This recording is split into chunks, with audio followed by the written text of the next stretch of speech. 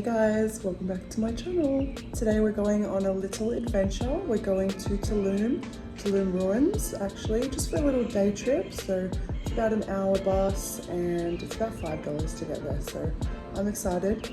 Let's go. We pre-booked a bus online which cost us $5 and took us straight to Tulum Ruins. Once we arrived, we were greeted by some tour guides and we ended up paying for a tour. This gave us access to the ruins and a boat tour out to the reef.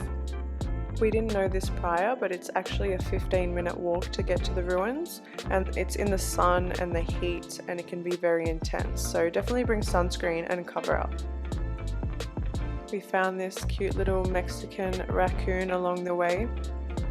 This is in the middle of summer, so I was dying by the end of the walk. Definitely take a few breaks and drink plenty of water. Once we got to the ruins, we skipped the line since we had booked a tour and we walked straight to the ocean front. The entry into the ruins was so cool, and the first thing we saw was the House of the Cenote. So they believe Tulum is about 820 years old. It is believed to have been constructed sometime between the years 1200 AD and 1450 AD. There were so many cacti and palm trees, it honestly looked like a scene out of a movie. I can't tolerate the sun too much, so I was dying by this point. When we got to this beach area, there was a nice breeze which cooled me down, thankfully. I didn't show this on camera, but it was very busy and it can get quite busy all year round. You're not allowed to walk around the ruins, unfortunately, but these guys definitely can.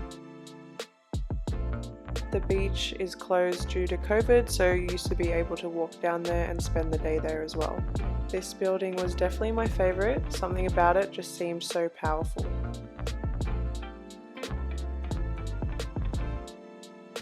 There's a lot of seaweed on the beach this time of year, so just be aware of that.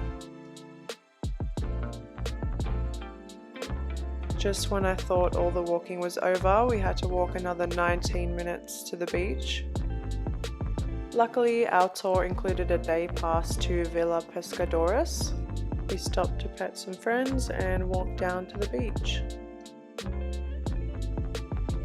Playa Paraiso is free to the public, but if you want to walk through a villa and have a daybed, you will have to pay a little bit of money.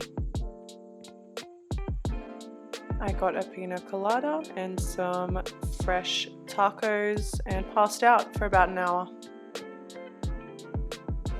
Now that we got some rest, we decided to head out onto the boat, which runs every 30 minutes.